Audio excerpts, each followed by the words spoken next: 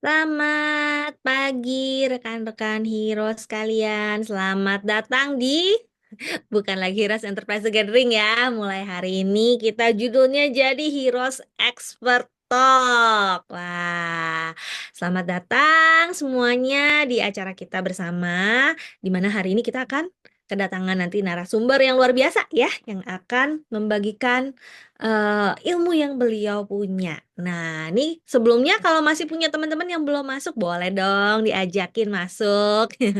Mungkin ada yang bingung tuh ya, soalnya biasanya Heroes Enterpriser Gathering kok sekarang namanya jadi Heroes Expert Talk ya. Memang kita akan punya bentuk yang mungkin agak berbeda dari yang sebelumnya, tapi akan sama serunya dan akan sama bermanfaatnya ya. Oke, sebelumnya mungkin izinkan saya memperkenalkan diri dulu. Nama saya Roswita dari Bandung ya. Hari ini akan menemani menemani expert talk-nya ya, menemani narasumber kita yang nanti akan berbagi di sini. Oke, nah saya di Bandung nih, lagi hujan. Rekan-rekan semua ada di mana? Boleh dong komen di kolom chatnya. Ada di mana? Hujan juga nggak? Kayak hari ini tadi siang panas banget terus tiba-tiba barusan hujan. Dan hari Jumat di Bandung hujan. Luar biasa ya macetnya. Tadi saya lumayan kena macet. Wah, Baraja Tangerang cerah ya. Di sini tadi hujan terus macet luar biasa. Saya tadi yang biasanya 10 menit tadi udah putar-putar sana sini setengah jam aja. Sidoarjo hujan, mudah-mudahan nggak macet seperti di sini ya. Oke, ini Bali cerah, Jakarta Selatan bekas baru hujan. Wah, mudah-mudahan nih Jakarta aman ya. Oke, buat kalau masih punya teman-temannya boleh ya diajakin masuk karena sebentar lagi kita akan langsung masuk ke sesinya. Sesuai judulnya hari ini ya. Bentar, saya bacain judul expert talk kita hari ini adalah katanya no worry, positive mindset untuk 2025. Jadi pasti bakal banyak banget insight-insight yang dibagiin yang bisa jadi bekal kita di 2025 ini mumpung masih bulan Januari nih ya. Nah, tapi sebelumnya izinkan saya share dulu sedikit ya tentang sponsor dari acara ini. Gitu. Walaupun judulnya Expert Talk katanya ya, tapi sponsornya masih sama rekan-rekan sekalian. Jadi, sebentar. Hari ini saya mengucapkan buat teman-teman semua selamat ya. Jadi Expert Talk kita ini disponsori oleh HDI khususnya dari The Heroes Group. Apa itu HDI? Apa itu Heroes Group? Jadi Heroes Group itu adalah sekumpulan enterpriser dari perusahaan yang namanya HDI atau HDI. Apa itu? HDI itu adalah High Desert International atau biasa disebut juga PT Harmoni Dynamic Indonesia yang berdiri tahun 86 di Singapura dan saat ini sudah melebarkan sayap ke Malaysia, Filipina, Hong Kong, Makau dan tentu saja yang paling besar adalah di Indonesia ya, di mana kantor pusatnya ada di Jakarta di HDI Hive Menteng nih ada gambarnya di sebelah kanan. Itu lokasinya di depan stasiun Cikini ya di Menteng. Jadi rekan-rekan sekalian kalau ada di Jakarta mau main mampir boleh. Di sana ada bisa lihat museum juga tentang lebah, ada bee farmnya juga gitu ya. Nah, karena kenapa? Karena HCI ini memang bergerak di bidang distribusi produk kesehatan dan kecantikan yang fokusnya pada produk perlebahan. Jadi madu dan teman-temannya ya. Dan saat ini di seluruh Indonesia punya kantor cabang kurang lebih 130 kantor cabang dari ujung Aceh sampai ujung Papua dengan total anggota membernya kurang lebih 2,7 juta aja ya. Sedangkan produk-produknya sendiri juga sudah mendapatkan berbagai sertifikasi dan penghargaan di mana semua produknya terdaftar di punya izin BPOM ya, kemudian juga memiliki sertifikasi halal baik dari MUI maupun dari Badan Sertifikasi Halal Internasional di luar negeri. Kemudian beberapa produk juga sudah masuk ke dalam MIMS ya, di mana MIMS ini adalah buku referensi produk-produk yang bisa diresepkan oleh dokter ya, jadi obat dan suplemen. Kemudian kita juga mendapatkan berbagai penghargaan, ini khususnya di produk kecantikan ya, dari berbagai majalah di dalam dan luar negeri, dan bisnisnya sendiri juga sudah memiliki sertifikasi bisnis syariah dari Dewan Syariah Nasional Majelis Ulama Indonesia. Itu aja sekilas tentang sponsor kita hari ini. Again, saya ingetin sekali lagi buat kalau mau ngajak teman-temannya masih boleh ya, karena hari ini kita akan membicarakan tentang tadi ya positive mindset di 2025, di mana izinkan saya memperkenalkan ya narasumbernya siapa.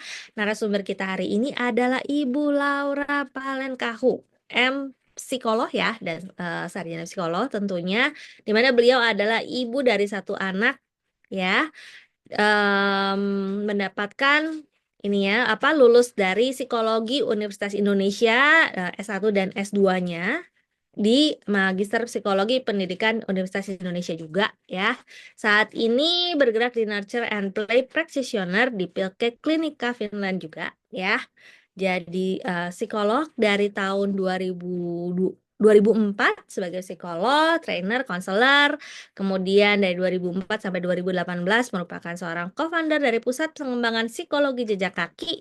Dari 2010 sampai saat ini merupakan seorang volunteer Christian Psychological Community Service ya. Jadi di mana beliau punya main interestnya di parenting, positive discipline, sexual health education, play and learning for kids. Wah, udah gak sabar ya, hari ini kita mau ngobrol nih sama-sama dengan beliau, Ibu Laura. Kita panggilkan sama-sama, Bu Laura.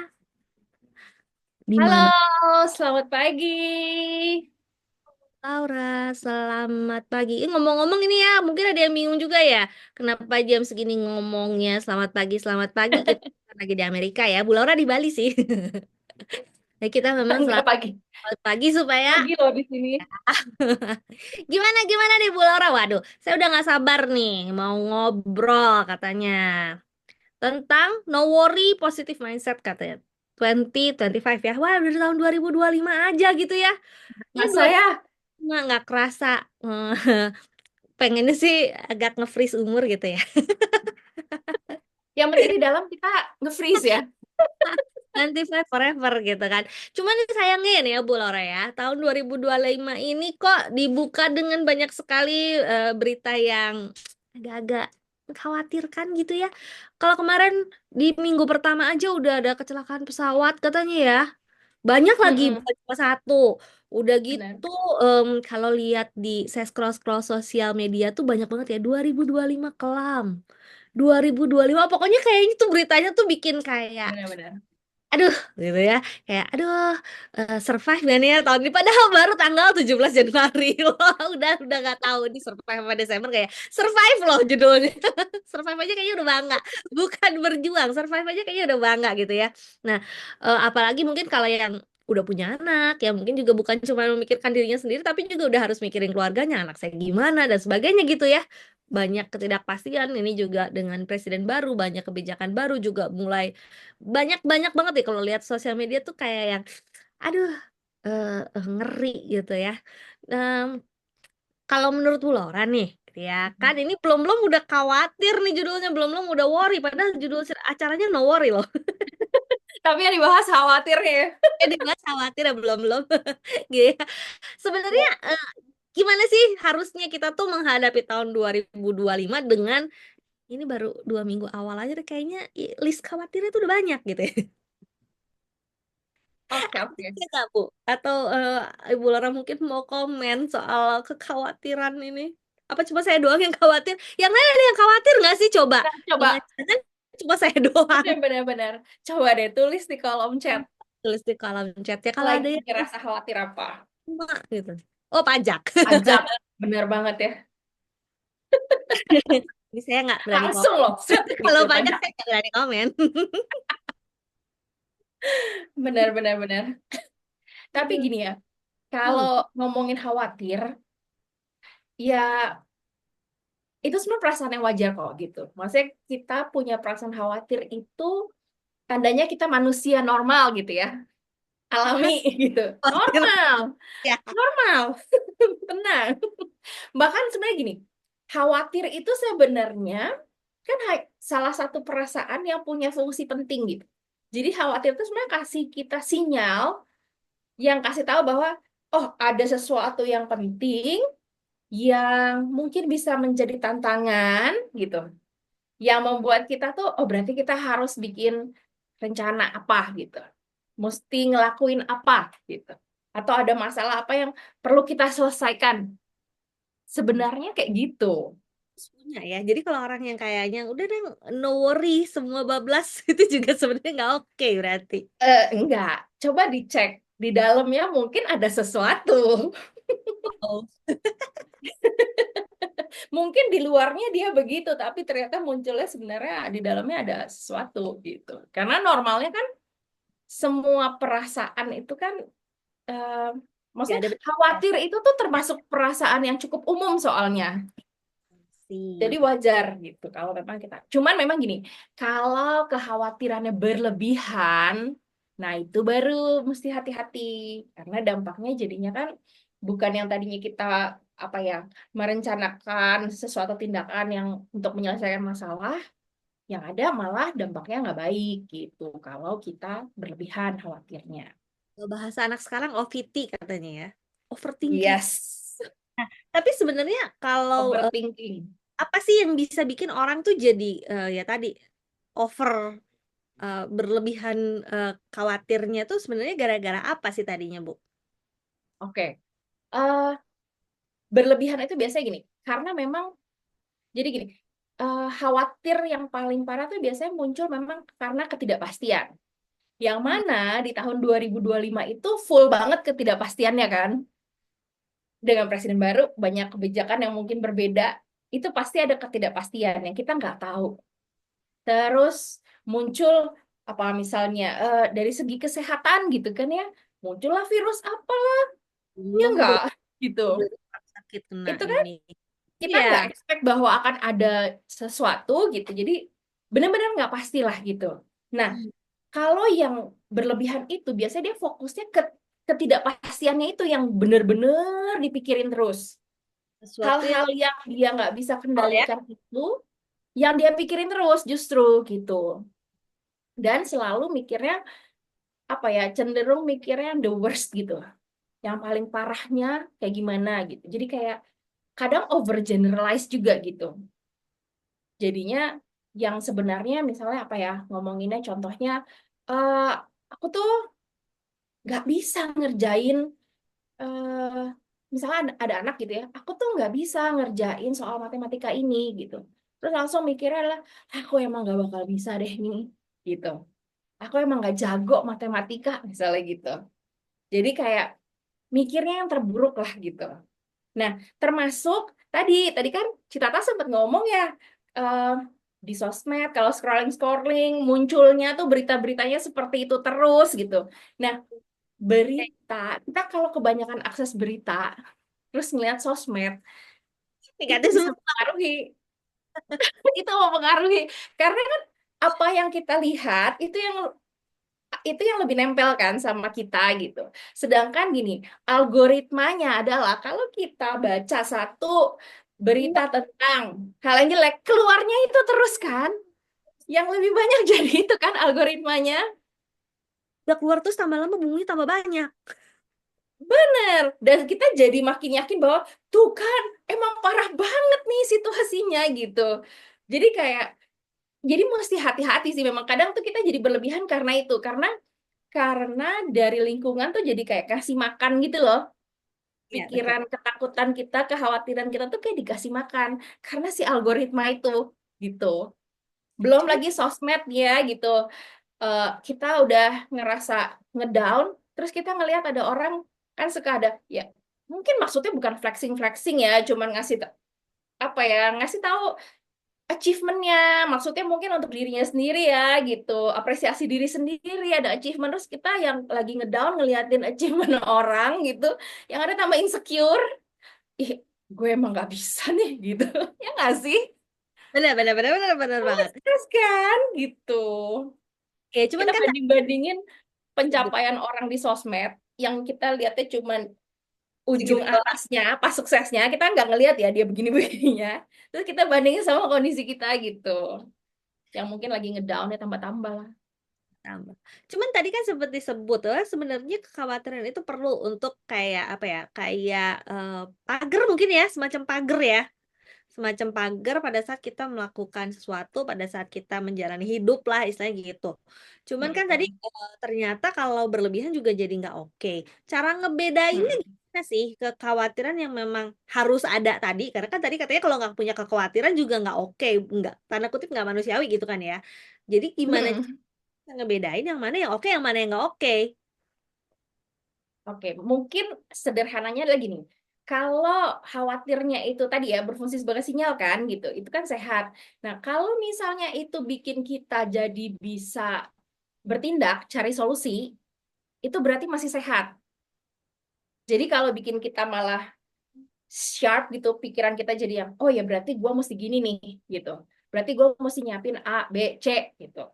Hmm. Itu masih sehat berarti. Karena kan memang warning kan sebenarnya gitu, kekhawatiran itu. Tapi kalau yang bikin kita misalnya nguras energi kita, tapi nggak ada hasilnya gitu. Atau kita kepikiran terus ya itu overthinking yang nggak ada ujungnya, yang akhirnya lelah mental.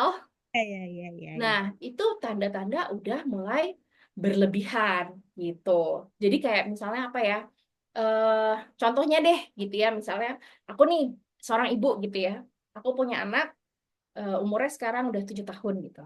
Terus aku khawatir nih sama perkembangan akademiknya misalnya. Nah, kalau misalnya kekhawatiran yang sehat gitu ya, misalnya aku ngeliat dia nilai matematikanya kok jelek ya misalnya gitu. Kekhawatiran yang sehat berarti aku akan jadi ngatur jadwal, belajar sama dia gitu, bantuin apa yang kira-kira bisa aku bantu, atau aku diskusi sama gurunya cari solusi ini gimana ya gitu pendekatannya itu kekhawatiranku masih sehat gitu. Tapi kalau jadinya aku kepikiran terus aduh anak gue gagal nih kalau kayak gini nih gitu, mau jadi apa nanti dia gedenya, itu jauh banget bahkan ya gitu. Tapi bisa loh kan ada ya sampai kayak gitu gitu, bukan cuman khawatir nggak naik kelas tapi langsung mikir aduh mau jadi apa dia nanti gitu, sampai nggak bisa tidur, cemas panjang hari gitu. Itu berlebihan. Jadi memang kita perlu deh gitu mengenali tanda-tanda kapan sih kita mulai berlebihan ini gitu. Oke, balik ke judulnya nih. Tadi kan judulnya positif mindset. Berarti apakah kekhawatiran ini tadi ada hubungannya juga dengan mindset orangnya? Tadi positif, negatif gitu mungkin ada hubungannya nggak? Bener banget sih Tata. Itu hubungannya tuh bestie. Jadi Efek ya? kalau BFF. Jadi gini, kalau dia negatif, sebenarnya itu malah jadi kayak bensinnya kekhawatiran gitu. Ah, Jadi malah makinan gitu, makin khawatir gitu. Kalau kita punya mindset yang negatif, itu malah makinan biasanya. Malah bikin kita makin gak pede, makin mikir bahwa aduh kita emang gak bisa deh gitu. Itu kalau yang negatif. Tapi kalau positif justru bisa apa ya? Jadi bisa lebih fleksibel, bisa adaptasi untuk cari solusi biasanya. bentar, bentar. Saya balik dulu sedikit. Jadi positif mindset itu apa? Oh iya ya, lompat ya kita ya.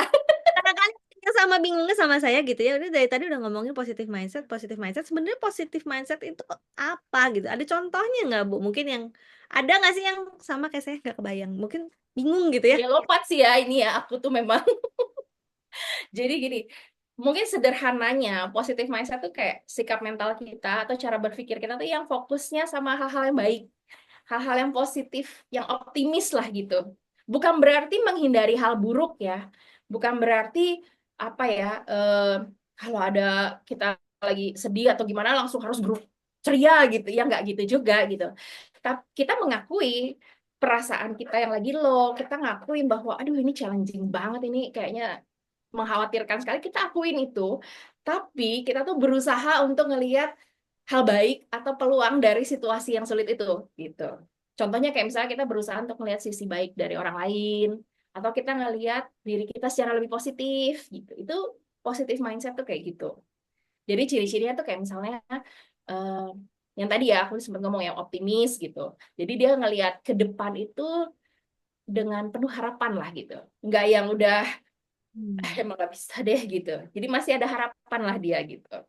Terus Indonesia tapi rata-rata positif mindset loh. Udah apa aja gitu kayaknya masih untung. Nggak sih? bener, Untung. Positif mindset itu ya. bener, itu positif loh.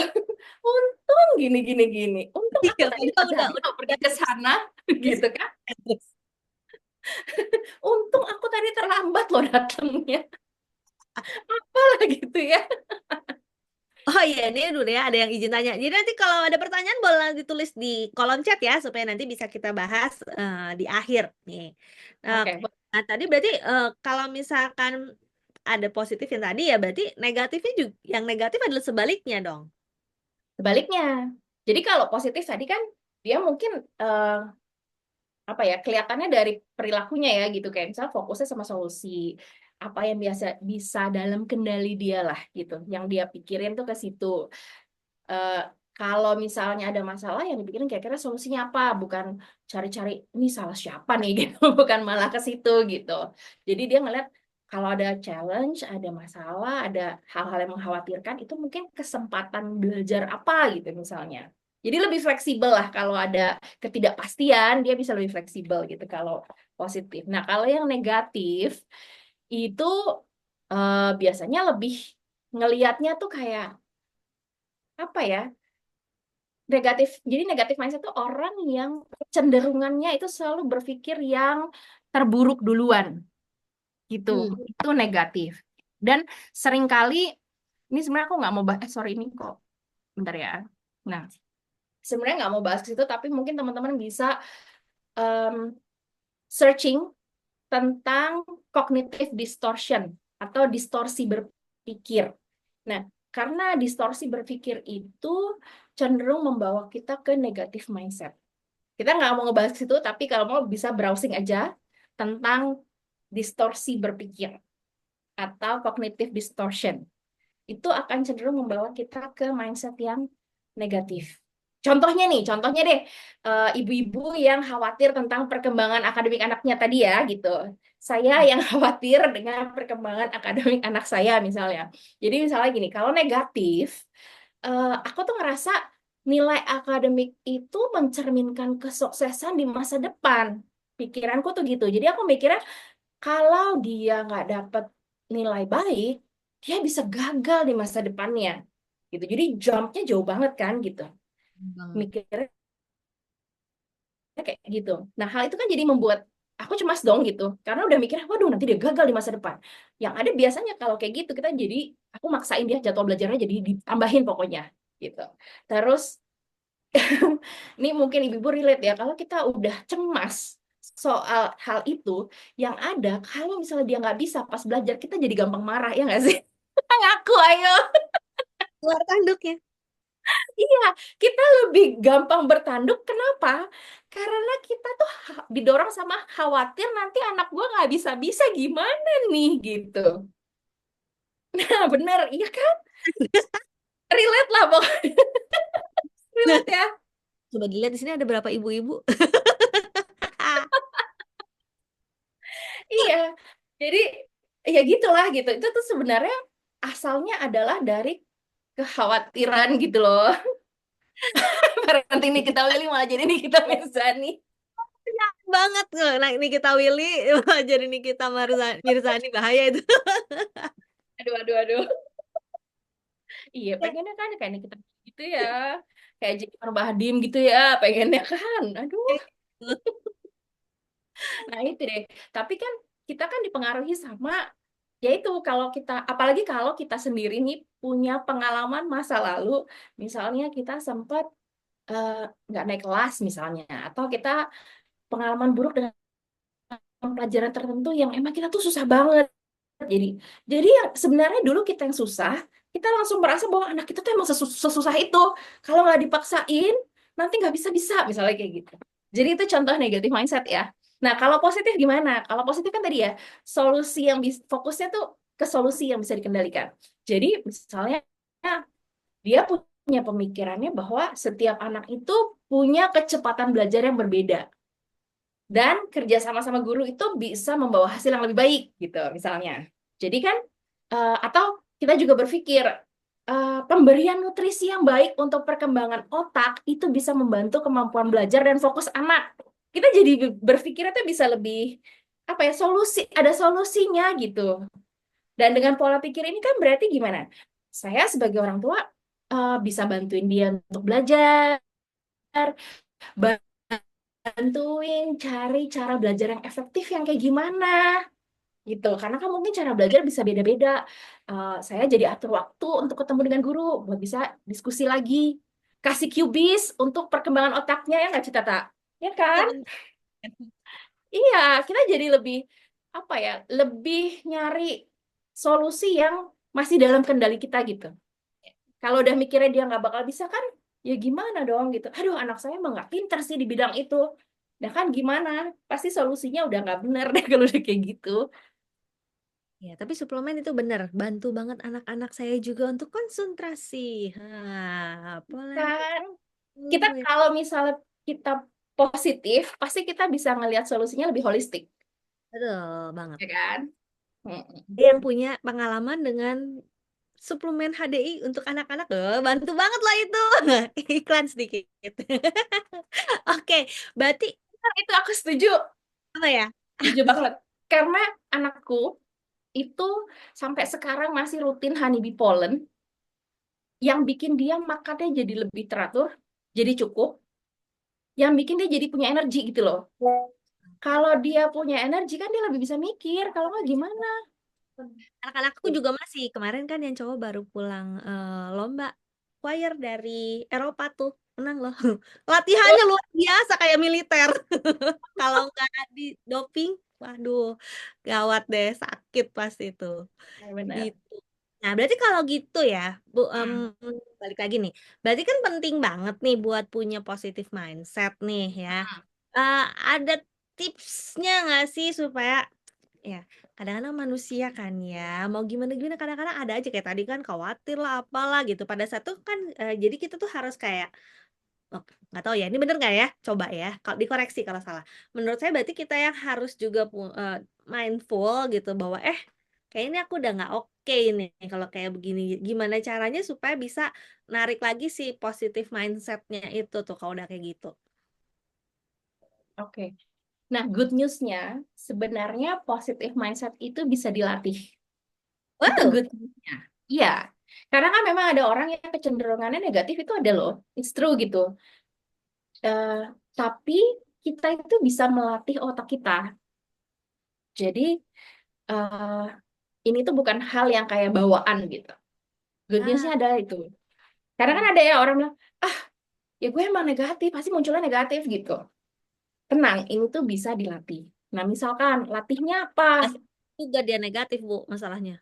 Apa? Yang negatif kadang-kadang nggak sadar juga kalau dia negatif. Oh, benar, benar, benar. Benar, benar, benar. Jadi kita harus Terus mindful yang juga. pusing yang positif ya. Mesti yang positif bener.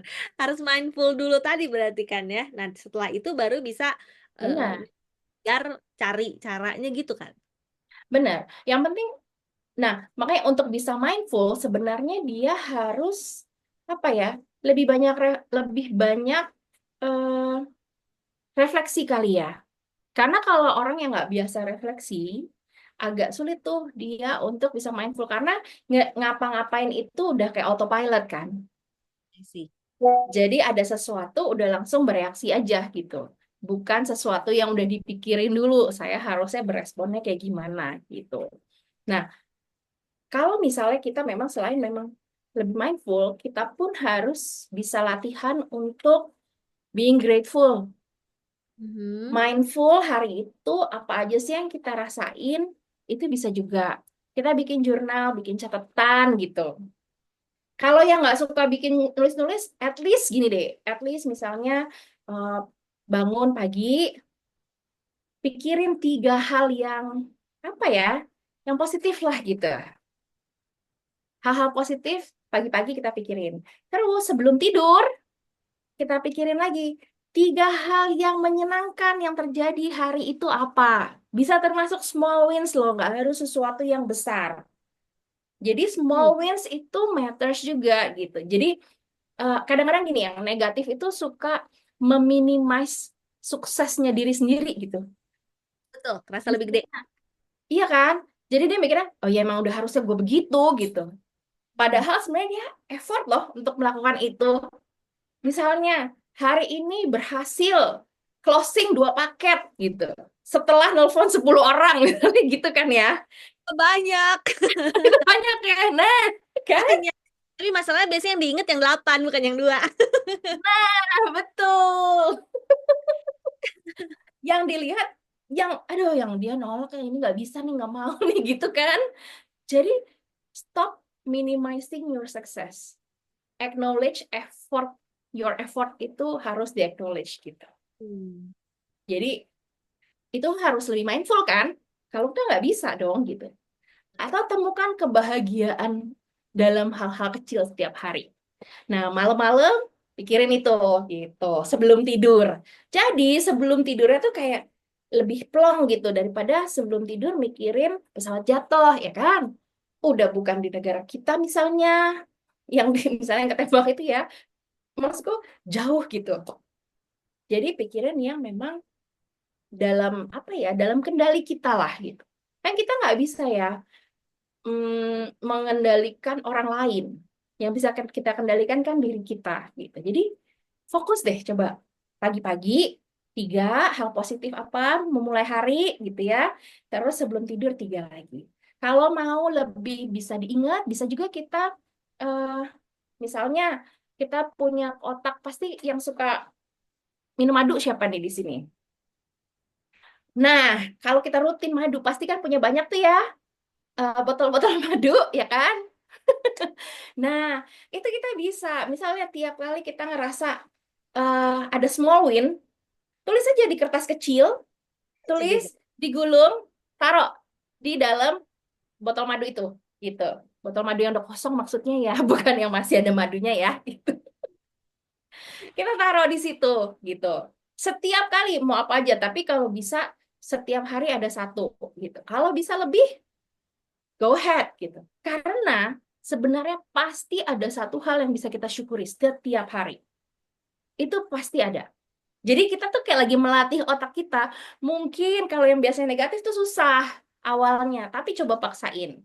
Nah, kalau ditulis kan kayak lebih apa ya, lebih kelihatan lah ya kita effortnya. Wih, udah banyak nih gitu kan, seneng ya gitu. Nah, ketika ada challenge, ketika kita lagi ngerasa down banget, kita bisa ngeliat lagi tuh kumpulan kumpulan gratefulness kita, apa yang kita syukuri itu, kita buka aja satu-satu. Itu pasti bisa membuat kita tersenyum. At least kita akan bisa tersenyum. Oh iya Kan? ya, gila ya, gitu. Jadi itu kan hal sederhana ya, yang bisa langsung kita praktekin gitu. Karena ini bisa membantu mengalihkan fokus dari hal negatif ke hal positif. Makanya aku sebenarnya menyarankan jurnal gitu. Tapi sebenarnya lucu, lebih lucu kalau yang itu sih, yang taruh di botol madu HDI itu tuh lebih lucu sih sebenarnya gitu. Karena kelihatan gitu loh jumlahnya makin lama makin banyak. Ya. Malah lebih oke juga kalau kita kasih tanggal. Nanti Jadi nulisnya kita makin bisa banyak. lihat apa? Nulisnya makin banyak biar cepat penuh. Iya, apalagi misalnya kita kasih tanggal kan itu kita bisa lihat ya, ih gila ya. Misalnya sebulan kemudian kita lihat, ih tanggal ini ternyata banyak banget ya gitu di tanggal yang sama. Atau misalnya bisa hal yang sama berulang. Kan kita bisa lihat ya berarti, oh seberapa kita bersyukurnya ya karena ini berulang kali loh terjadi pada saya. Ya kan? Jadi itu salah satu tips sederhana yang bisa kita langsung lakukan. Karena kalau orang tuh suka bilang, buat jurnal, hayah gitu. Suka udah mikirnya udah, wah susah banget gitu. Ya nggak sih? Aduh, aku bukan tukang nulis, aku bukan orang yang telaten. Itu udah negatif ya, Bu, Pak. Tapi Benar-benar. kan kita kadang udah muncul duluan ya, gitu. Jadi aku berusaha untuk, oke, ini adalah tips sederhana yang bisa langsung kita ini. Atau bisa juga pakai kertas warna, bisa, bisa, bisa, bisa. Nah kan jadi muncul ya. Kalau pokoknya kalau ada ide-ide atau tips, boleh boleh di-share di komen ya. Kita kan mau sama-sama memasuki 2025 dengan lebih positif. Ya nggak, Ci? Terus tips yang kedua. Tips yang Itu baru kedua satu. apa? Itu baru satu, astaga. Aku Oh, ada berapa tips ya, coba nanti kita lihat deh. Itu tips yang pertama yang bisa langsung kita lakukan. Tips kedua, ini juga sebenarnya bisa langsung kita lakukan. Balik tadi kuncinya kayak Citata ngomong tuh bener banget, mindful ya. Karena kita gini, identifikasi nih pola pikir negatif yang sering muncul. Itu apa? Kalimat-kalimat negatif apa sih yang sering muncul? Terus coba kita cek kapan munculnya. Atau di area mana dalam hidup kita itu sering muncul. Maksudnya area tuh gini, apakah itu ketika kita lagi kerja, atau apakah itu ketika kita berhubungan dengan orang lain, atau apakah itu terkait sama parenting, atau eh, kalimat negatif itu muncul ketika kita scrolling sosmed gitu, baca dari tadi berita misalnya. pikir terus berat nih. Ya, kalau yang ini lebih refleksi lagi ya, ini lebih refleksi lagi. Tapi kalau kita mindful sama apa yang kita lakukan sehari-hari, itu akan ketemu kan gitu. Jadi Hmm. coba deh, kalau udah ada pikiran negatif muncul, coba langsung catat. Coba langsung catat. Dan itu pikiran negatif itu munculnya pas lagi apa gitu, pas lagi kapan. Nah, kita tuh bisa start small. Maksudnya start small adalah fokus di area itu. Jadi nggak harus langsung berpikirnya bahwa negatif, apa ya, pola pikir negatif secara garis besar saya harus bisa mengubah semua negatif kita ke positif. Nggak gitu juga sih. Itu kita harus realistis ya, ya nggak sih? Jadi kita start small aja gitu. Kita mulai dengan fokus di area itu. Misalnya di pekerjaan. Jadi gitu. Misalnya kita tuh ngerasa, aduh, ini contohnya nih ya, yang kalimat negatif itu adalah saya tidak akan pernah bisa apa, misalnya gitu. Saya, aduh, emang nggak akan pernah bisa presentasi deh. Orangnya tuh nggak bisa ngomong. Gitu. Saya tuh nggak akan pernah bisa deh ngeyakinin orang lain tuh kayak seperti dia tuh jago banget ya ngeyakinin orang lain, misalnya kayak gitu. Semua orang itu lebih baik dari saya gitu misalnya. Nah, kan itu tuh kalimat negatif yang bisa apa ya, muncul di saat-saat tertentu, misalnya oh lagi, kalau lagi pas relate sama kerjaan tuh muncul tuh gitu, ya udah kita fokus di situ. Nah, habis itu kita challenge pikiran kita, ada nggak bukti-bukti yang apa ya mendukung hal itu? Apakah benar semua orang lebih baik dari saya?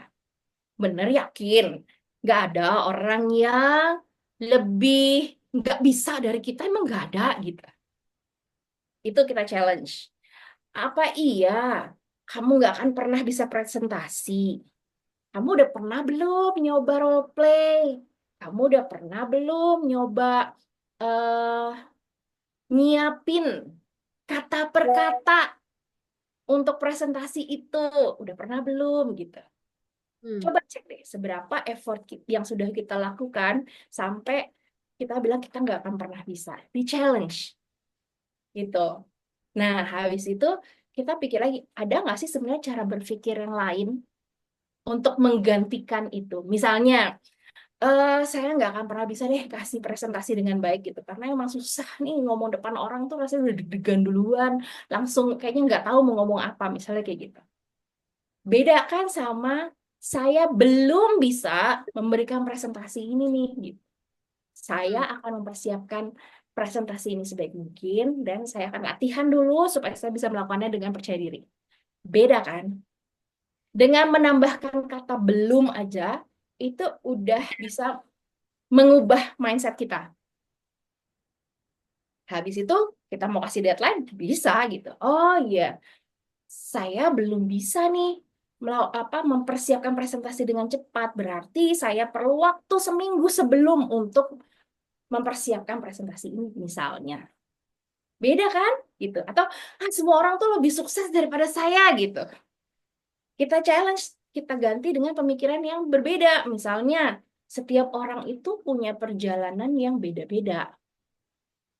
Saya fokus sama pertumbuhan dan perkembangan diri saya sendiri. Nggak ada tuh saya keperluannya untuk membandingkan diri saya dengan yang lain. Misalnya kayak gitu.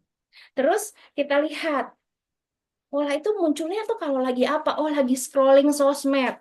Berarti apa yang bisa kita lakukan? Ya udah, unfollow aja orang itu biar nggak muncul di ini kita, ya kan? Ait Jadi deh pada sedikit.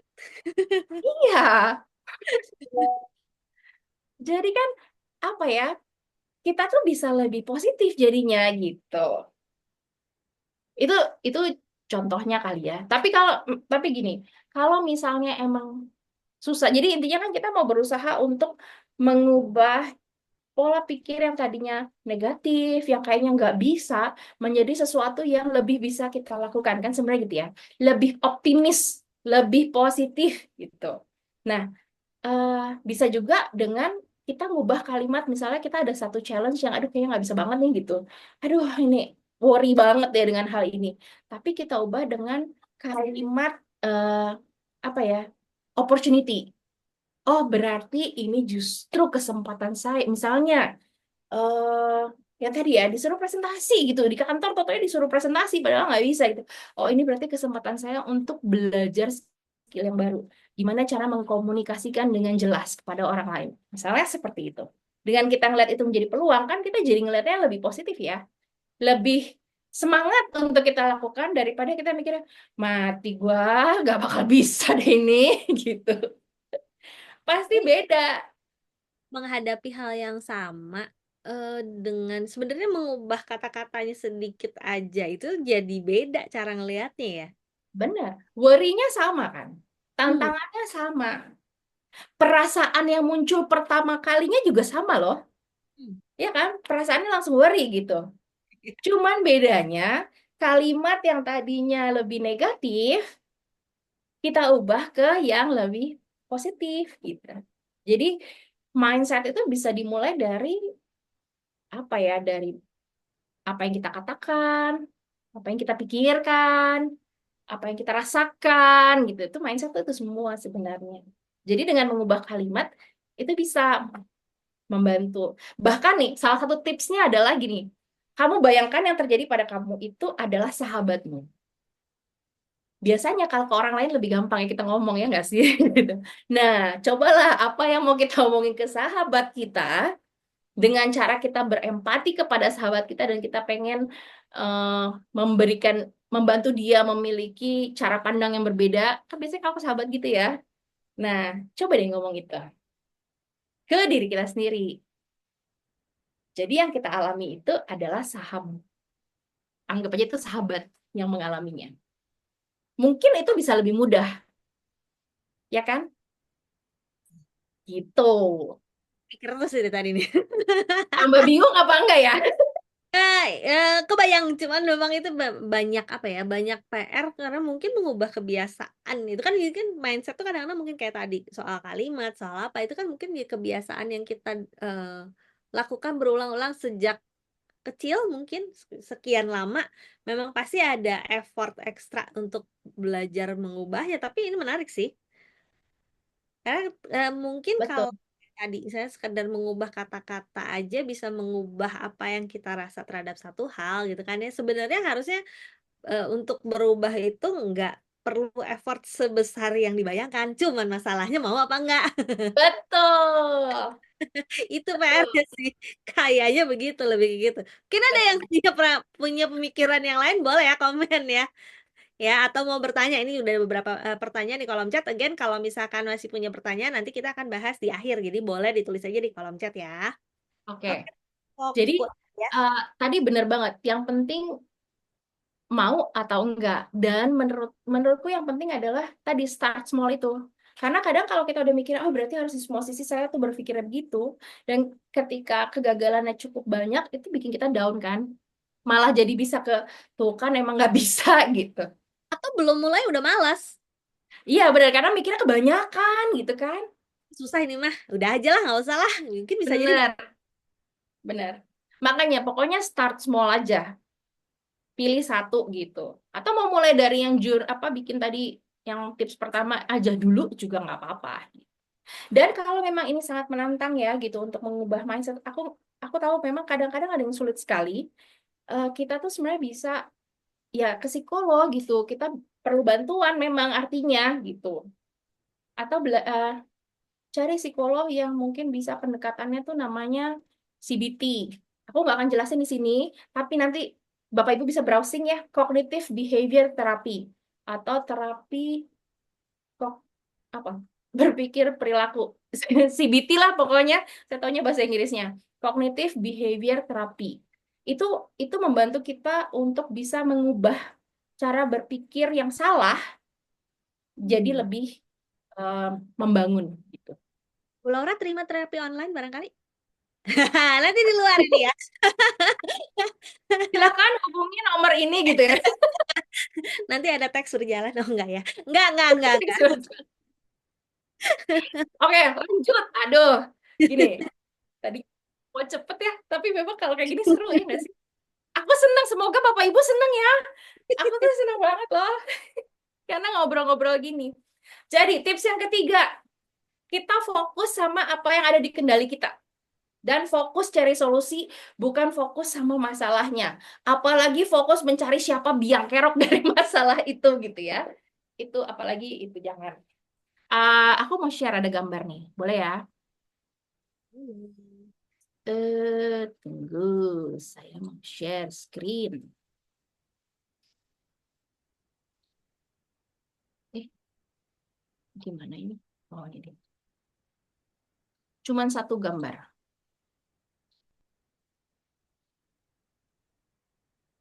Kelihatan? Ini Kelihatan. ini tuh tadi tadi pagi tuh saya share ini di Instagram dan beberapa teman langsung ya, oh relate banget, oh thank you banget gitu. Jadi makanya aku jadi berpikir, oh ya aku share di sini juga deh gitu karena beberapa ada yang ngomong, oh ya I need this gitu. Beberapa komen kayak gitu.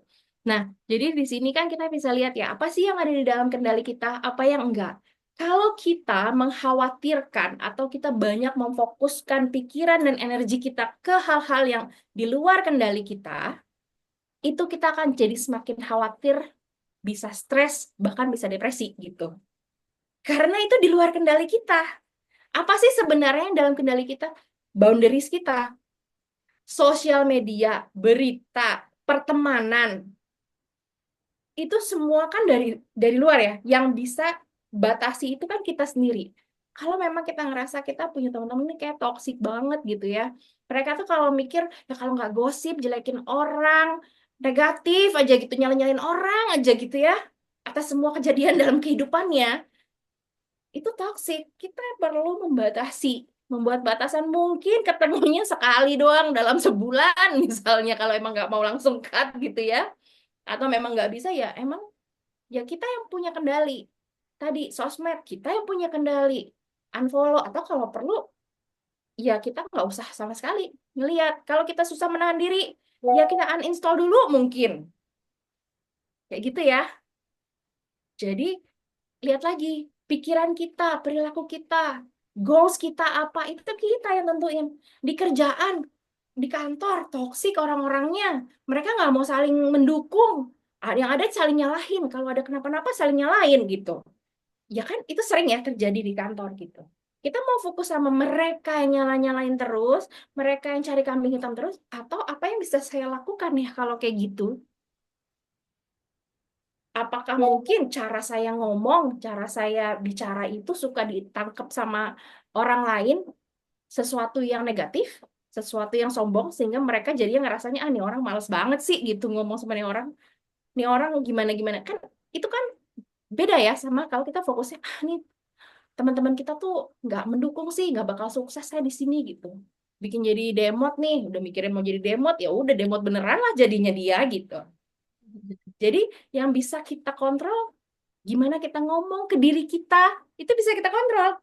Orang lain boleh ngomong, ah lu nggak bakal sukses nih di HDI, misalnya gitu ya. Tapi kita yang bisa ngomong sama diri kita.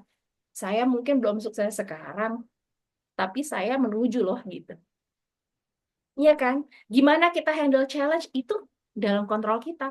Pendapat orang lain bukan kendali kita.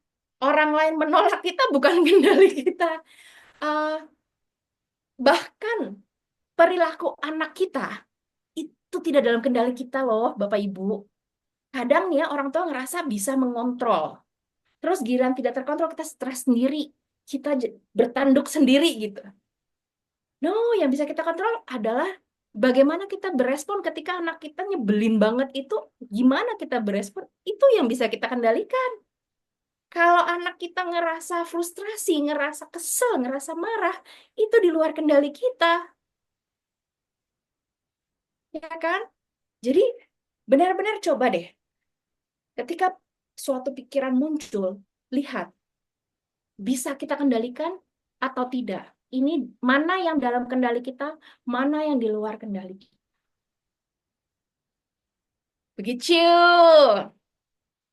Aku tuh kalau udah ngomongin soal ini tuh benar-benar sepenuh hati deh soal apa yang karena aku tuh benar-benar struggle juga di situ gitu. Mana yang my control, mana yang enggak gitu. Iya nggak sih?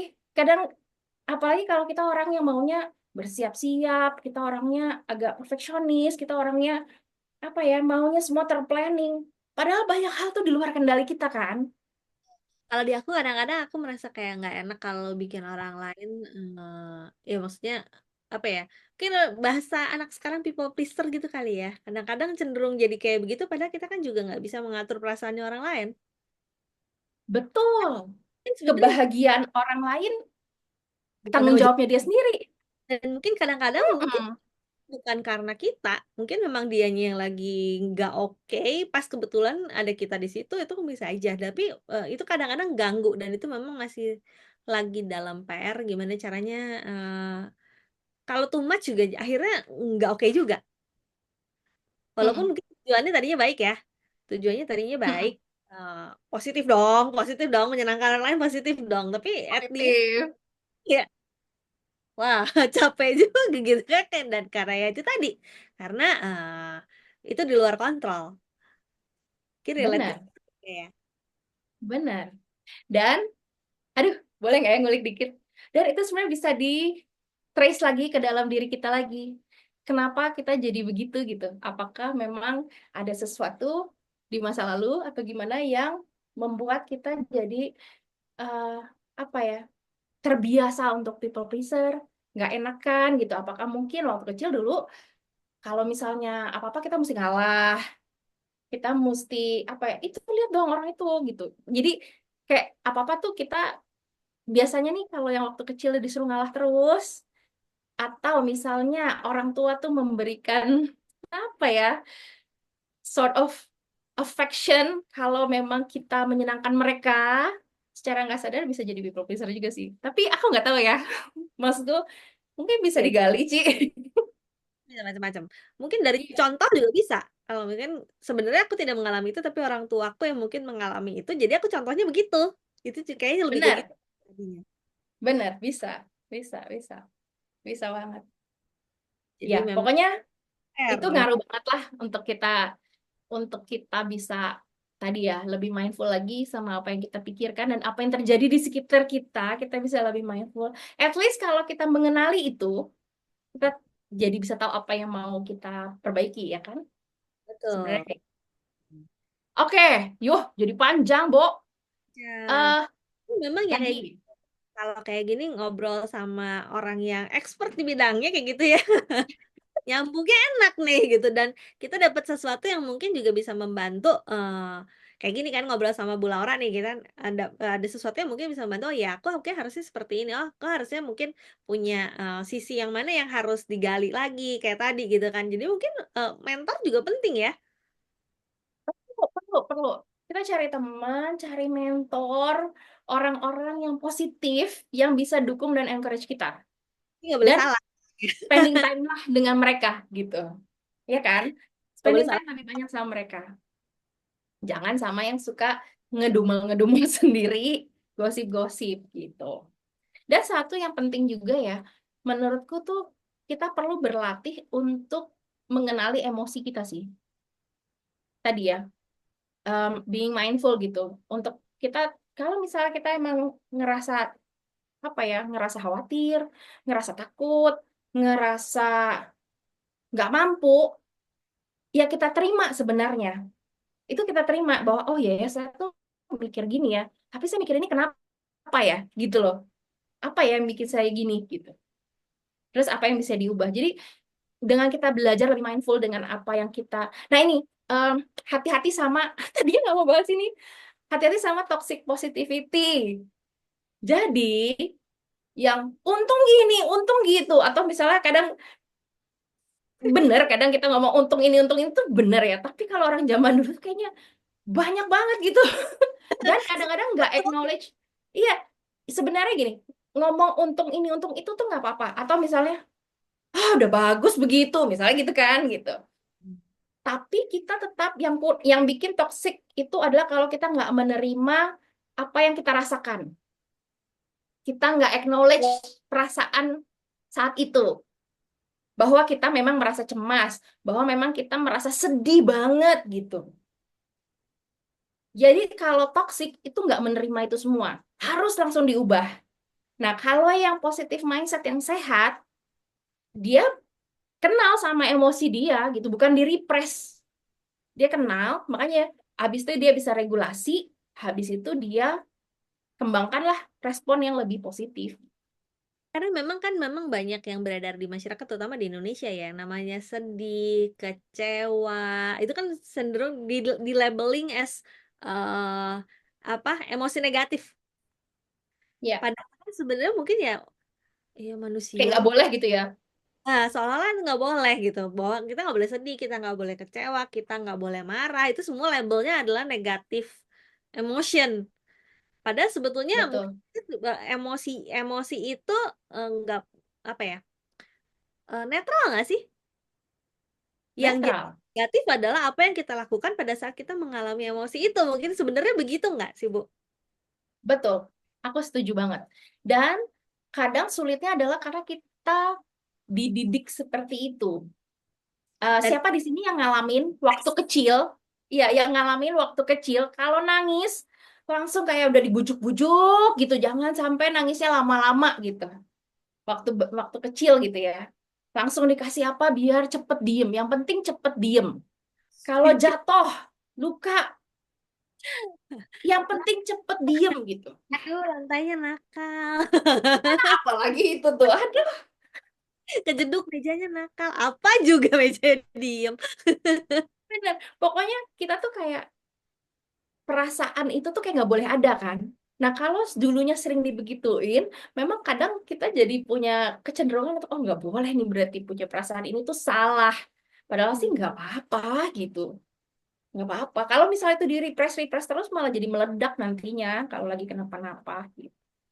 Jadi kembali ya, kalau emang kita punya kesulitan di situ bisa cari bantuan profesional. Oke, ke Iya. konselor, ke psikolog gitu. Hubungi nomor di sini. Enggak. Tapi gini, regulasi emosi itu berhubungan sama, sekarang udah banyak ya, berhubungan sama kesehatan pencernaan, percaya nggak sih? Berhubungan Tanya, sama, iya, jadi ya, everything itu comes from the gut katanya. ada hubungannya sama hormon yang keluar gitu loh.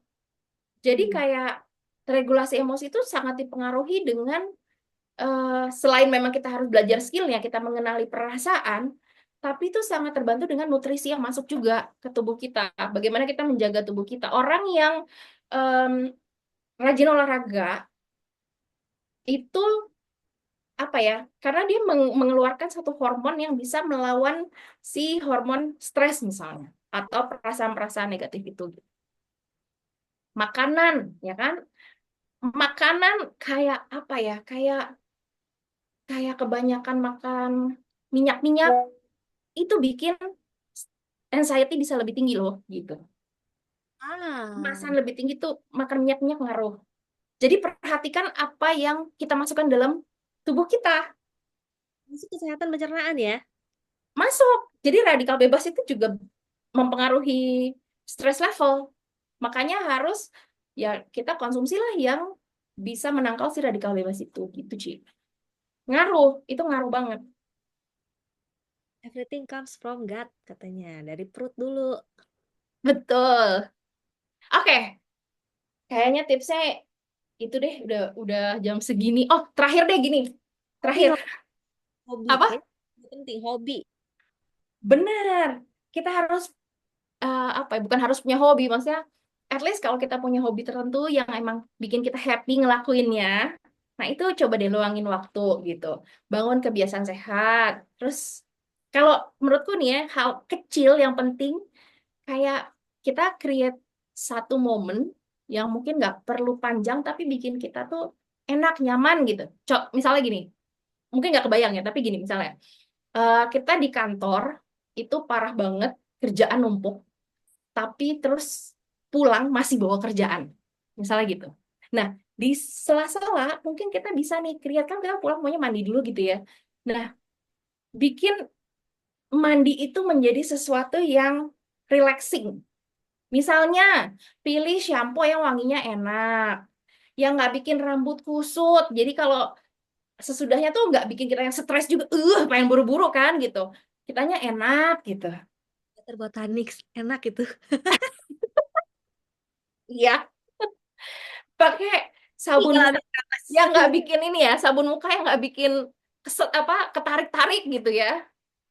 Tapi nggak, maksudku bukannya gimana-gimana ya, tapi pilih deh, Bapak Ibu sukanya apa? Pengen ada wangi-wangi tertentu. Jadi anggap itu kayak terapi gitu. Pas mandi itu menyenangkan, pilih yang emang baunya menenangkan gitu, yang soothing buat kita gitu. Terus misalkan eh apa ya? Ketika tidur misalnya memang kita siapin maunya yang, saya tuh dulu punya temen, dia tuh benar-benar ekstra untuk bed sheet-nya, apa sih, spraynya, karena dia ribet banget dan dia pengen tuh kalau tidur tuh nyaman, jadi dia spend ekstra untuk bed sheet-nya.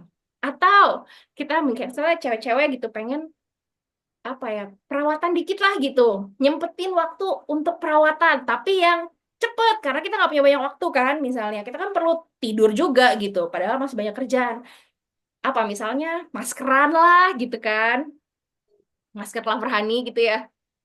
Enak. Iya tapi bener, apa ya, coba lakukan hal kecil yang nggak butuh waktu lama untuk indulgence ya, apa sih bilangnya bahasa ininya, untuk membuat kita nyaman lah gitu. LV Pro cuma Iya, 6 menit ya Ci. iya, Hmm. iya, ya. Kayak self reward di akhir hari gitu loh. Mandi air hangat, keramas wangi, pakai sabun wangi, pakai body cream, pakai skincare itu kayak ya Mm-mm. self reward di akhir hari yang nggak butuh banyak waktu tapi menyenangkan. Iya benar-benar itu bisa bikin kita jadi lebih positif loh gitu. Endingnya tuh nggak stres tapi endingnya positif kan, on a positive tone gitu jadi Kayak ending. gak ya? Oke, waduh, nih sebenarnya masih pengen banyak ngobrol banget, tapi waktunya ini ya. Em, Benar-benar. Bisa sedikitnya aja, Bu. Apa ya? Pesan atau mungkin sedikit kesimpulan mungkin dari sesi hari ini. Oke, jadi mari kita masuki 2025 dengan positif mindset yang benar. Maksudnya bukan berarti kita positif mindset itu harus punya pikiran optimis, happy terus, ceria terus dalam setiap situasi, setiap hari. Bukan untuk kita mengabaikan perasaan kita yang tadi ya dibilang negatif, tanda kutip gitu, nggak menyenangkan, bukan itu. Tapi justru gimana kita bisa menerima apa yang terjadi sama kita saat itu, dan kita bisa belajar menerima bad moods kita, belajar menerima emosi-emosi negatif lainnya yang muncul, menerima bahwa kita nggak bisa mengendalikan mood, menerima bahwa kita nggak bisa mengendalikan pikiran yang muncul di kepala kita, tapi kita bisa memilih bagaimana meresponinya. Tantangan itu pasti ada. It's okay untuk feel down atau sesekali berpikir pesimis, tapi kalau kita memilih untuk berespon dengan optimisme, resilience, penuh ucapan syukur, itu bisa membuat kita lebih tenang, less worry, dan lebih hopeful dalam kita memasuki dan menjalani 2025. Dalam nih, dalam PR-nya. Ya, aduh, makasih banyak nih Bu Laura. Again, sekali lagi saya ingetin kalau yang mau bertanya masih boleh tulis di kolom chat ya. Sambil nanti Bu Laura akan memilih yang mana yang jawaban, apa pertanyaan-pertanyaan yang mau dijawab sambil saya sedikit share lagi boleh ya. Sebentar, ini agak lemot. Kembali saya akan share tentang tadi kan udah disebutin juga nih, Bu Laura udah sempet share beberapa produk juga ya, yang tadi udah di-share sama Bu Laura karena memang dari produk HDI tadi udah disebutin kita bergerak di produk-produk yang berdasarkan dari produk perbahan ya, yang alami dan ilmiah. Sampai bisa jadi makanan pendamping atlet di Indonesia, Malaysia, dan Filipina. Saking memang sudah ada penelitiannya, hasilnya pun nyata, tapi bukan doping ya. Dan memang HDI ini range-nya banyak ya, dari anak-anak sampai, remaja, dewasa, sampai lansia itu semua bisa pakai produknya. Dan karena alami dan ilmiah tadi, nggak worry. Nah, ini yang penting ya, nggak bikin worry waktu kita ngasih, anak-anak, waktu kita ngasih mungkin orang tua, itu kita nggak perlu worry sama produknya, apakah ada efek samping dan lain-lainnya gitu. Jadi bener-bener, apa ya, produk yang juga, bikin happy gitu dan nggak bikin kita jadi overthinking. Nah, selain produk kesehatan kita juga punya produk kecantikan yang mereknya adalah Biskin. Ini mengandung six core antioksidan, dibuat di Korea, bebas juga dari 14 bahan kimia berbahaya sehingga aman untuk ibu hamil dan menyusui. Again ya, nggak worry pakainya. Kalau saya dulu waktu saya, hamil kebetulan belum kenal Biskin, belum ada dulu. Mau pakai skincare itu kayak, aduh gimana ya, mau dandan tuh kayak, aduh banyak banget gitu mikirnya, bagus nggak ya, ini sehat nggak ya, membahayakan bayi saya atau enggak gitu. Andaikan saat itu sudah mengenal Biskin, saat itu saya tidak punya worry gitu. Jadi buat teman-teman ini aman banget dan juga, punya efek yang bagus banget juga ya. Nah, kalau mau tahu lebih lengkap tentang produk-produknya, nanti boleh minta ya e-kit atau katalog digitalnya kepada yang mengundang, kemudian nanti bisa juga akses yang namanya HDI Learn, di mana di situ kita punya portal, learning tentang semua produk-produk, atau juga bisa ikut sesi-sesi di Product Knowledge melalui Zoom training. Untuk jadwalnya boleh juga minta kepada pengundangnya ya. Nah, selain itu tadi, yang namanya HDI ini memang tadi saya udah sempat, menyebutkan kita punya 2,7 juta member saat ini ya di Indonesia aja. Nah, apa sih keuntungannya jadi member? Gimana sih caranya jadi member? Nah, jadi member itu sebetulnya ada biaya registrasinya 50.000 aja, tapi khusus malam ini teman-teman boleh tanya kepada pengundangnya bagaimana caranya untuk bisa menjadi member HDI secara gratis. Tapi walaupun gratis, kita masih bisa tetap mendapatkan semua benefit sebagai seorang member HDI. Emang apa aja sih membernya? Yang pertama tentu aja rekan-rekan sekalian bisa menjadi konsumen, di mana saat ini rekan-rekan bisa langsung mendapatkan diskon belanja di bulan pertama sebesar 10% maksimal sampai dengan 150.000. Dan juga bisa mendapatkan cashback Nektar atau voucher ya, voucher diskon belanja yang, nanti sesuai dengan program yang berlaku di setiap bulannya. Ya, untuk programnya apa aja yang lagi berlaku again boleh, tanyakan kepada pengundangnya ya. Kemudian sebagai seorang konsumen HDI juga mendapatkan subsidi ongkir ke seluruh Indonesia, bisa mendapatkan konsultasi kesehatan dan kecantikan dengan dokter-dokter medical consultant-nya HDI, bisa mendapatkan promo bulanan dan juga bisa mendapatkan e-magazine. Tapi nih nantinya nih kalau misalkan rekan-rekan udah merasa, cocok ya produknya, bener ya produk anak-anak bisa bikin anak-anak saya lebih sehat, bisa bikin anak-anak saya moodnya lebih baik misalkan, atau mungkin bisa membantu juga kesehatan kita dan keluarga. Terus kita mau mulai belajar sharing, mulai belajar cerita ke teman-teman, kayak gitu ya. Nah, kita juga bisa menjadi seorang seller, di mana kita bisa mendapatkan komisi sebesar 10 sampai 15%. Dan bisa langsung dapat portal bisnis online HDI One dan juga bisa langsung mengakses online store milik HDI yaitu HDI Store. Nah, tapi kalau teman-teman mau bisa mendapatkan benefit yang lebih besar lagi, nah kalau saya ada di sini nih, kita bisa juga menjadi seorang networker atau distributor dengan potensi pendapatan yang tidak terbatas.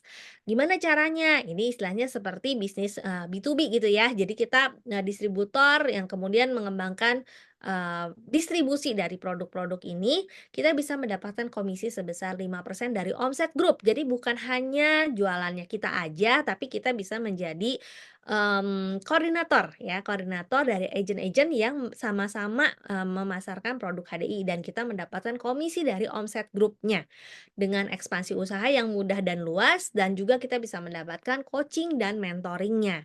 Seperti apa sih potensi pendapatannya? Nah, kenapa bisa tidak terbatas? Karena kita punya yang namanya power of networking, di mana di sini kita bukan cuma jualan sendiri aja, tapi kita bisa jadi koordinator tadi. Jadi istilahnya kita bisa buka semacam tanda kutip, agent gitu ya.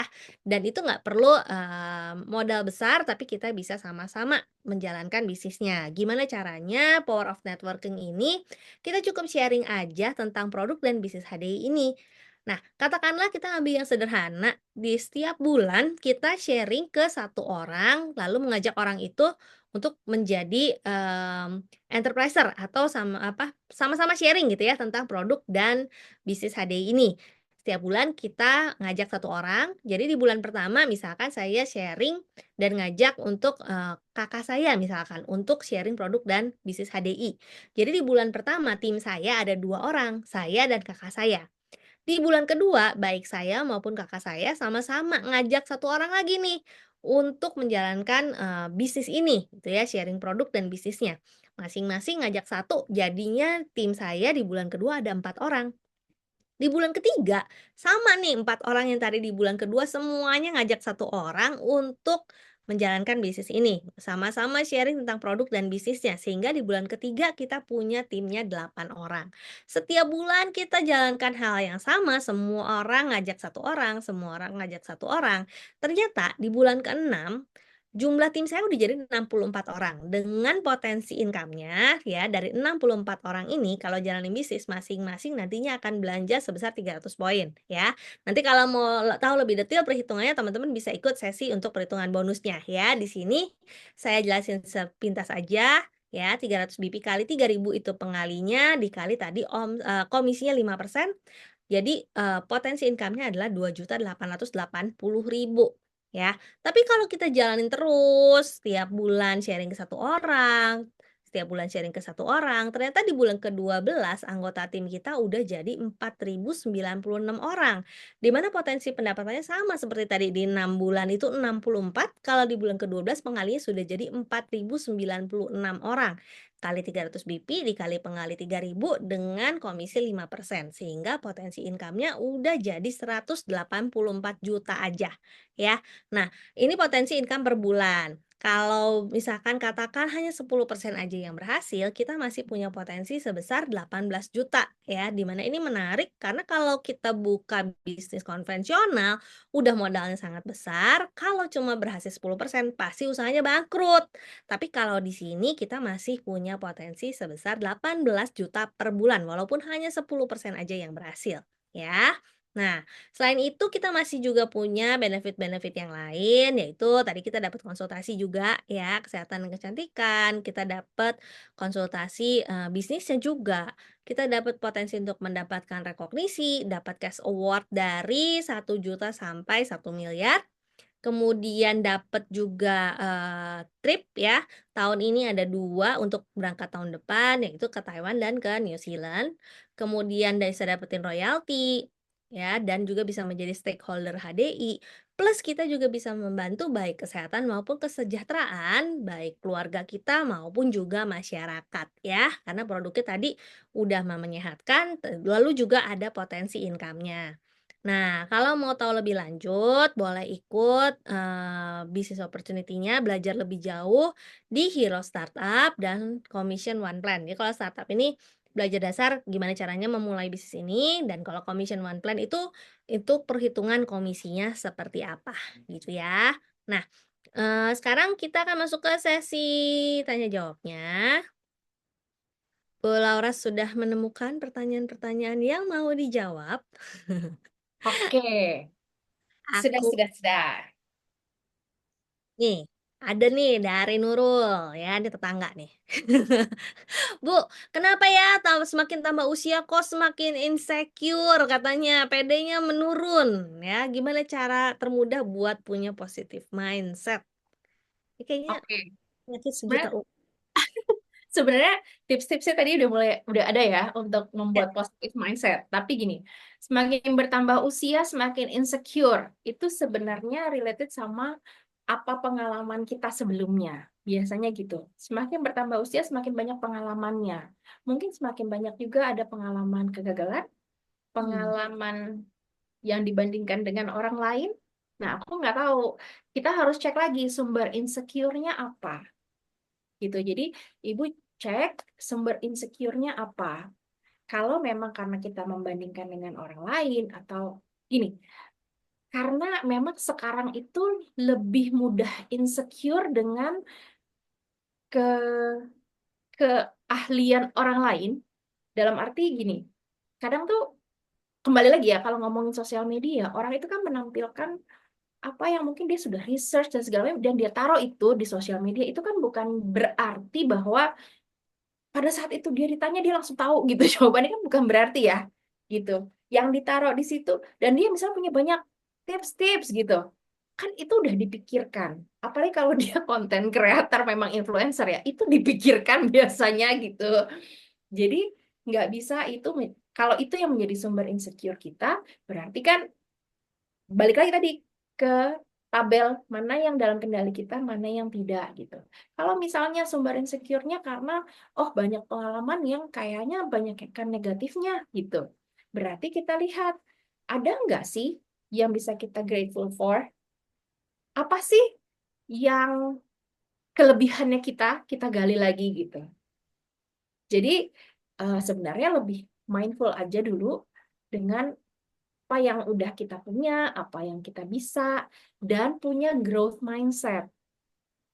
Growth mindset itu ngomongin soal kita itu punya otak yang masih bisa berkembang. Kalau zaman dulu kan dibilangnya, ah, kalau udah tua tuh udah nggak bisa deh gitu belajar sesuatu yang baru. Enggak. Growth mindset itu percaya bahwa sampai umur berapapun otak kita itu bisa dilatih gitu. Cuma mungkin prosesnya itu lebih lama dibandingkan yang anak masih 5-6 tahun gitu. Jadi coba deh browsing tentang growth mindset, bahwa segala sesuatu itu bisa dipelajari, terus cek insecure-nya di bagian mana, terus belajar untuk kelola stres, itu juga ngaruh.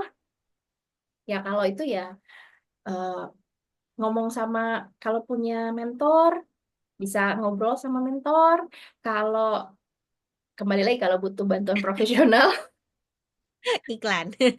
enggak, maksudnya eh, itu penting gitu. Karena kan gini, di zaman sekarang segala sesuatunya sudah lebih aksesibel kok gitu. Dan kalau memang kita perlu bantuan, itu juga udah lebih aksesibel dibandingkan dulu gitu. Online-online juga gampang Ya, gitu. itu tuh kayaknya pergi ke psikolog tuh satu hal yang memalukan gitu kan. Kalau sekarang sebenarnya enggak. Benar, benar, benar. Oke, mudah-mudahan terjawab ya. Berikutnya, gimana caranya membuat kita kembali semangat dan mood kembali dengan cepat setelah mengalami kegagalan? Nah, Entah habis mengalami penolakan ataupun habis kehilangan sesuatu, kehilangan pekerjaan ataupun kehilangan orang-orang tersayang. Ini ada hubungan juga mungkin dengan grief juga itu juga ya. ini jauh banget sih sebenarnya ya kehilangan pekerjaan sama kehilangan orang tersayang itu kayak levelnya jauh gitu. Tapi gini, intinya kalau kita ngomongin soal mood, ngomongin soal perasaan, pertama itu harus selalu kita kenali dan kita terima. Itu udah kunci banget. Jadi misalnya kita gagal, terus kita langsung mau positive self talk gitu langsung yang gagal itu biasa, nggak apa-apa. Gue nggak boleh nih ngerasa kayak gini gitu, nggak boleh down gitu, nggak boleh bete, nggak boleh ngamut, harus segera ceria lagi gitu. Eh, bukan kayak gitu gitu, karena semakin perasaan itu berusaha untuk perasaan itu kayak gini loh, kayak anak kecil yang kalau misalnya dia jatuh terus kita bilang, udah nggak apa-apa, cep, udah nggak apa-apa. Dia akan nangis makin menjadi-jadi, hanya karena dia ingin menunjukkan bahwa saya tuh sakit, gitu. Itu tuh kayak gitu tuh perasaan tuh. Tapi ketika diterima, dia akan lebih cepat tenangnya. Cobain deh yang punya anak kecil deh. Coba deh, diterima dulu perasaannya kalau dia kenapa-napa, pasti habis itu jadi lebih cepat tenangnya. Nah, itu sama kayak perasaan kita. Anggapnya perasaan kita tuh kayak si anak kecil itu gitu. Dia pasti akan lebih cepat untuk tenangnya dan lebih cepat lagi untuk kita bisa mulai berpikir. Karena gini, ketika kita ada perasaan yang sangat intens, kita tuh nggak bisa mikir. Bisa dengerin HEG tentang emosi deh. Ya, kan ada tuh HEG waktu itu pernah saya bawa tentang emosi, bisa coba dengerin di situ, di YouTube ada. Jadi, kalau perasaan itu masih besar, kita masih yang aduh betenya masih parah banget karena baru habis gagal, baru habis ada penolakan, kita jadi nggak bisa mikir. Tapi ketika itu sudah diterima, udah lebih tenang, nah otak berpikir kita udah mulai bisa jalan. Baru deh kita ubah ke tadi positif mindsetnya apa. Yang tadi udah dijelasin panjang-panjang tipsnya itu. Gitu. Nah itu makin lama, semakin semakin sering kita regulasi emosi seperti itu, berlatih regulasi emosi, akan lebih cepat lagi untuk kita bounce back-nya. Kita jadi semakin resilience. Gitu. Jadi ibaratnya kita udah makin terlatih nih untuk diregulasikan nih emosi kita gitu. Kalau kita setiap kali kita tekan-tekan terus maunya langsung berubah, tekan langsung berubah, itu nggak terlatih jadinya sebenarnya. Bisa jadi bom waktu. Kalau Nah, kehilangan, kalau ngomongin apa Ci? eh, kalau kayak kehilangan perasaan berduka juga bukan sesuatu yang salah kayaknya ya. Betul. Dan nggak harus cepat hilang juga sih. Yang mesti menjadi warning adalah kalau memang kita jadi nggak bisa melakukan apa-apa sama sekali dalam jangka waktu yang lama gitu, misal sampai sebulan 2 bulan jadi nggak makan nggak apa ya kan nggak sehat ya gitu.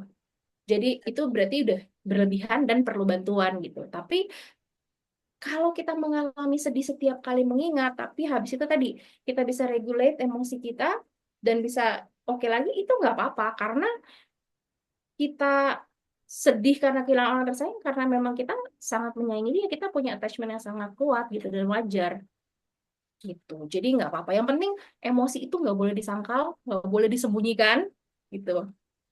Kalau ya harus diakui gitu. Ngobrol sama orang yang kita percaya itu membantu banget gitu. Terus apa ya? Oh, belum selesai ya? Mindful, mindful lah pokoknya. Mindful. Ya kayak pokoknya kita ngomong di awal tuh mindful itu kunci banget deh. Gitu. Sadar Bu, sadar. Kalau mindful dengernya enak, kalau sadar kayak gimana, pada sama ya. Padahal sama. Oke, ini pertanyaan terakhir ya. Bu, sharing tips untuk menghadapi serangan panik pada saat pikiran negatif dan rasa cemas menyerang. Kadang sampai sesak nafas kalau lagi kambuh serangan paniknya. Oh, oke. eh Sebenarnya sama ya tadi. Salah satunya adalah tadi ya diterima gitu. Maksudnya nggak usah langsung mikirnya bahwa, aduh, nggak boleh nih aku panik nih gitu. Pokoknya yang penting diterima. Perasaan itu diterima. Terus fokus sama napas. Kalau lagi panik, fokus sama napas. Karena kan tadi sesek kan. Jadi kita berusaha untuk napas, tarik napas panjang untuk lebih bisa breathing lagi gitu. Atau malah bisa juga kita kayak apa ya, jalan-jalan, lompat-lompat atau gimana. Karena itu tuh kayak bikin jadi apa ya, lebih saya lupa adalah istilah-istilahnya ya yang terjadi di dalam tubuh kita. Tapi intinya ketika kita melakukan gerakan-gerakan itu justru bisa kayak ngebalikin kita untuk lebih tenang gitu. Itu ada teorinya, tapi aku lupa apa hubungannya, bagaimana menjelaskannya ya. Kayaknya waktu itu aku pernah menjelaskan di kita pernah HEG tentang kecemasan soalnya. Nah, coba deh Ibu Dina buka di YouTube, cari HEG yang soal kecemasan. Aku lupa judulnya apa, Cita Tata ingat nggak ya? Dulu ada pernah ngomongin tentang kecemasan gitu. Jadi yang penting ketika cemasnya lagi nyerang ya itu tadi. Either kita malah gerak-gerak, malah begini-begini, olahraga lompat-lompat. Karena itu tuh adrenalin, ada adrenalinnya gitu loh. Jadi ketika kita lompat-lompat tuh malah jadi bikin kita yang bisa napas lagi. Atau memang fokus sama napas gitu. Jadi itu penting. Atau misalnya kalau kita benar-benar nggak bisa, kita bisa kayak lihat sekitar. Ada teknik namanya 5 4 3 2 1. Lihat sekitar, cari 5 benda di sekitar kita. Sebut, misalnya saya ada apa nih? Ada gelas, ada boneka, ada apa gitu. Sebut. Terus habis itu eh, rasakan 4 sensasi yang terasa di tubuh kita, misalnya. Oh, ada sesuatu yang keras, ada sesuatu yang adem, misalnya gitu. Ke kulit, misalnya kayak gitu. Terus tiganya dengerin 3 suara. Ada suara apa yang terdengar? Gitu. Oh, ada suara AC, ada suara mobil di luar kedengeran, misalnya kayak gitu. Dua, lihat lagi 2 benda misalnya berwarna apa gitu. Terakhir fokus sama napas. Nanti jadinya lebih tenang. Bisa dicoba itu ya. Jadi Nah, kayak tapi memang setelahnya ya itu evaluasi ya gitu. Apa sih pemicunya, segala macam. Dan berusaha resolve memang isu beneran ya. Kalau tadi kan serangannya. Tapi isunya memang harus di-resolve. Gitu. oke, ini ada sedikit terima kasih dari Ibu Nur Akmaliah ya. Yang biasanya katanya sama orang-orang terdekat dianggapnya sebagai hal yang tidak baik untuk dilakukan kalau emosi. Jadi sering inginnya menekan, katanya gitu. Karena memang kita cenderung lebih terlatih, terdidik seperti itu sih ya. Iya, benar. Mudahan sharing hari ini bermanfaat ya buat rekan-rekan sekalian. Lalu jangan lupa minggu depan masih ada expert talk, bukan HIG lagi ya, expert talk tentang flu berkepanjangan katanya. Awas model flu kekinian bersama Dr. Rosmalia Ponti dan Ibu Esther ya. Ini hari Rabu ya, hari Rabu 22 Januari sama jamnya 19.30 waktu Indonesia Barat. Jadi kita akan membahas kan sekarang banyak ya ada apa HPMV lah, flu type A lah, apa segala macam gitu. Nah, seperti apa, bagaimana mengatasinya, bagaimana mencegahnya nanti kita akan bahas sama-sama di hari Rabu. Oke, mungkin itu aja expert talk kita hari ini. Makasih banyak Bu Laura ya, udah sharing dan membuat saya berpikir sangat banyak. Mudah-mudahan nggak jadi overthinking malam ini. Malah jadi overthinking katanya. Jadi PR juga buat 2025 yang lebih baik ya buat kita semua. Terima kasih juga buat teman-teman yang udah ada di sini dari awal sampai akhir tadi. Sampai ketemu lagi hari Rabu ya. Sampai jumpa semuanya. Bye-bye. Bye. Thank you.